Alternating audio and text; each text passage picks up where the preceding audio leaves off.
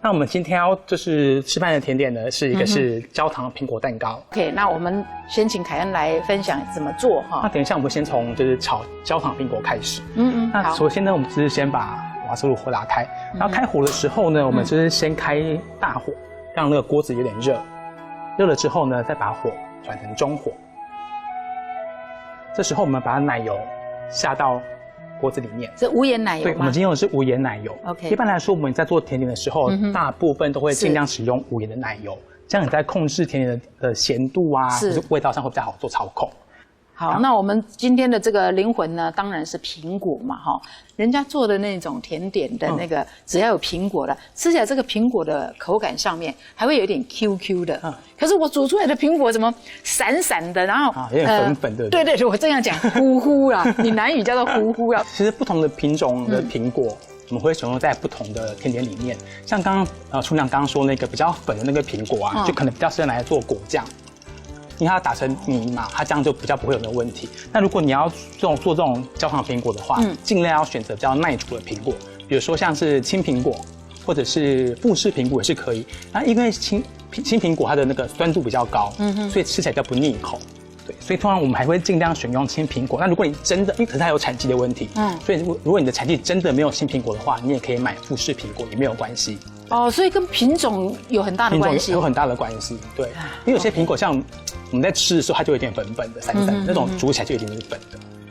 那我们现在那个奶油都融化掉了之后呢，就要把糖放进去做成焦糖。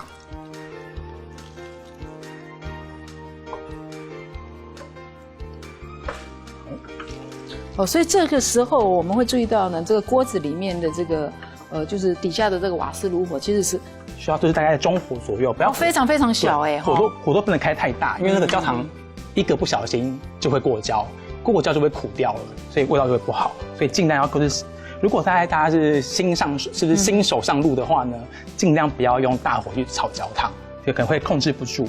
而且因为你的火开的比较大，锅子会比较热，锅子一热的话，你的火就算关掉了，锅子一样持续在煮焦糖，所以这样就会很容易就焦掉了。哎，慢慢我们的这个开始变颜色了，对不对？然后显示在上一点点黄色的时候呢，我们就要把苹果放进去做炒的动作。然后我们炒的时候呢，因为它也没有持续加热，所以它一边炒一边变成焦糖。好，那我们在拌炒的时候，尽量就是让苹果的每一个面都有被碰触到锅底，然后沾到那个奶油跟焦糖的部分。这样子的话，你的吃起来它的味道才会好。所以尽量要自己做翻炒的动作。这样要煮多久啊？对，因为它煮的时间比较长，因为我们要把味道煮进去。因为如果苹果太薄的话，它味道还没有煮进去，它就烂掉了。哦，我这还第一，因为我们看食谱上面嘛，都是说那苹果切片啊。对。那至于切片，每个人对片的这个定义又不一样啊，标准也不一样。你的片可能是0.5公分，我的片可能只有0.1公分。那做出来其实差别就很大。对，其实像是如果你要做像是苹果塔的话，它如果是要铺在表面的，你就只要切薄片，因为它是要一起烘烤嘛。但是因为它是要浸在我们今天是把苹果放在蛋糕的底部，所以呢，它因为烘烤时间会比较长，所以它这个大概烤大概40分钟左右的时间。所以如果切太薄的话，苹果的形状很容易跑掉。所以我们会把一口切得比较厚一点。所以你要依照你的甜点的需求去判断说你的苹果呢，水果要不要切多厚或多薄。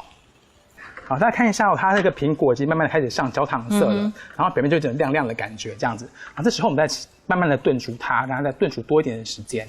哦，是要炖煮到那个汁都没有吗？哎，也不用到炖煮到汁都没有，是让它苹果就是带有点半透明的感觉，这样。哦，对，这样子其实时间应该花的也不少哦，哈。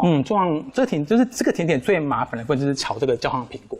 而且要不断的炒，对不对？对，要不断的翻它。不能说我现在来去过筛面粉，我现在来分那个蛋黄蛋白分开，这些事都不能做，你只能就站在这个地方，就是要专注的做这件事情。对。好，大家看一下，像我们苹果就是在有点透明的感觉这样子，这时候我们就准备把它放到我们的模具里面。是。哇，还那么斯文的，一片一片的摆下去。要是我就一锅就倒下去，然后再把它摊平就好。对。就稍微把它做个调整。我们通常我的习惯是外围我会围8片苹果，然后里面再围起来这样子。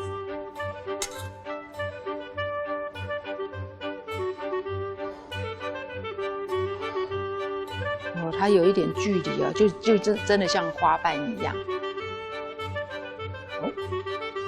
摆好了之后呢，可以让它静置一下。要让它冷吗？你可以放在冰箱里面，让它冰一下。那你在冰过之后呢，因为里面有奶油嘛，它会凝固住。等下你在把面粉倒进去的时候，那个蛋糕就不会到处跑。对啦，免得你摆好的那个花瓣本来是盛开的花，待会儿呢变成凋谢的花，那就很糟糕了哦。首先呢，我们在锅子里面就是先放进2颗蛋。那我一般在做蛋糕的时候有2种做法，一种是糖跟油去做打发。那我的做法是蛋跟糖去做打发。蛋跟糖做打发的话呢，这个蛋糕体是比较蓬松、比较湿润，对，味道比较不一样。那如果你用糖跟油去做打发的话，它吃起来比较扎实，所以就是你可以依据你想要的口感去做这个打发的方式的选择，这样。然后把糖放进去。好。但是有一个比较需要注意的地方，就是蛋不可以从冷藏拿出来直接用，一定要放在室温里面，然后回到室温，对，才可以做操作。因为如果你用冷藏的蛋做起来的话，你蛋糕会吃起来很紧，很紧，对，味道就不好。好，那我们要做打发的动作。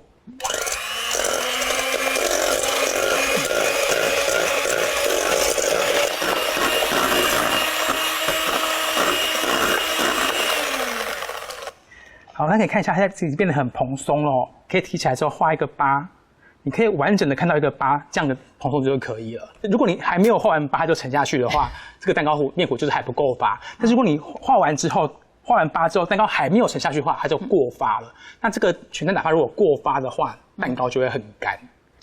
好，那再来呢，我们要准备放入液体跟粉类的部分。是。那今天液体的部分，我选用的是牛奶跟优格。甚至我知道有些人做面包，他也会加这个优格，因为他觉得优格的保湿度好，所以他也会好像增加弹性，让那个蛋糕吃起来呢比较呢就是说堪吸啦，口感比较好。对，那甚至呢加一片那个维他命 C， 哎呀，方法多着嘞，就像我们卤猪脚加啤酒一样，各式各样的方法多到不行啊。那这些方法你怎么知道呢？看我们的节目。没错。那再来我们要把面放进去，我们先用的是低筋面粉。是。那我们一定要记得要过筛。可是你刚刚那个优格加进去，你没有搅拌没关系吗？对，我们要一起搅拌。哦。对。然后我们面粉呢，也要分2到3次加进去。为什么要这么做呢？如果你一开始都全加的话，就像我们在吃饭的时候，你一次把东西吃进去，你的胃没办法消化。这个面糊也是一样。你分次放的时候，它的吸收效果比较好，比较不容易有油水分离或结块的状况发生。你有没有注意到，不能随便这样子搅，对不对？对，没错。所以你在做搅拌的时候呢，你不能够这样快速把它打好，这样空气就被打掉了。所以你要这样子一边转，对，一边转，然后到6的时候转到9的地方，对，然后盆子也要转，这个是重点哦。对，它动作都要尽量轻柔一点。那刚刚呢，我们就把有这个配方名都要泡打粉。它泡打粉我们刚刚放在面粉里面一起做过筛的动作了。一定要过筛，尤其像台湾湿度这么高的话很多会有粉粒。你认为很没有，其实你过筛你就会发现真的有。对，而且过筛有个好处在过筛的时候呢，面粉落下会跟空气混合在一起，所以你有发现你过筛后的面粉看起来都体积比较大。看起来要蓬松，这个时候呢，它跟其他的东西混合的时候会比较快速。好，那最后的时候，我们放入液态的奶油，我们刚才先融化好了。或是如果家里有用微波炉的话，你可以放在微波里面，用微波的方式把它液化也可以。还有同样延续刚刚就是这个搅拌器。是非常轻柔的去拌我们不要把这个空气就拌到都没有了好，那最后的时候我们使用刮刀做一个刮的动作。尤其是那个钢盆的这个边缘有很多的这个粉一定要把它刮进来，因为它都是配方里面的东西啦。不是说是节省啦。很多同学都会觉得说，哎没有关系，其实有时候我觉得还蛮有关系的。对，都有影响。对，好，那我们就直接把它放到这个刚刚的模具里面就可以了。可是老师，锅子里边那些剩的焦糖怎么办？剩的焦糖我们可以就是留在，你可以比如说你煮咖啡呀，或什么都可以当酱料使用，当调味酱。好大哦。对。然后我们今天蛋糕体的面糊呢没有很多，是因为我们希望就是，这是一个焦糖苹果蛋糕，所以我希望如果你蛋糕体很厚的话，这样吃起来蛋糕的口感会太多，这样吃起来那个苹果块就比较少。所以我们希望这个蛋糕体的苹果跟焦糖是比较1:1的状态。我正要问嘞，我说奇怪，这个面糊倒进去之后，怎么很像连6分满都不到啊？哦，原来呢，凯恩就做了一个解释，因为我们希望呢，我们烤出来的这个蛋糕呢是蛋糕体跟这个苹果呢是一半一半的感觉，哦，而不是说蛋糕是主体，然后呢我们的苹果是第2女主角，不是，今天她是主角，对，所以我们就是，还要敲吗？这个都不用敲，都不用敲，对，就是把它放到烤盘就可以了。今天的预设温度是170度，170度大概烤35到40分钟，依照每个家里烤箱的状态不一样做调整。